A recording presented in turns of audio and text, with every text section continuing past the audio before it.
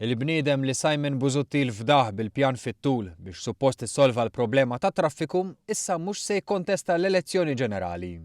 L-eks Ministru Nazzjonalista Tonio Fenek li għandu 48 sena kien ilu fil-politika 20 sena u konferma ma' Times of Malta li mhux reġa' ħireġ għall-elezzjoni.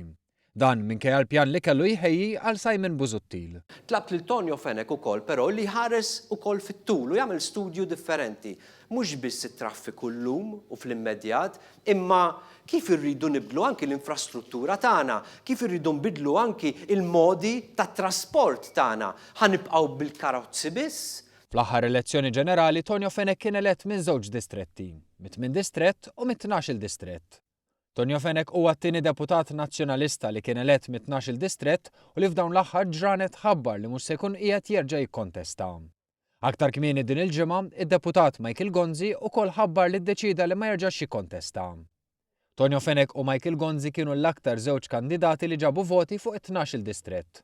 Fl-ewwel għadd Tonio Fenek ġab 3202 voti filwaqt li Michael Gonzi kien kiseb 2886 vot.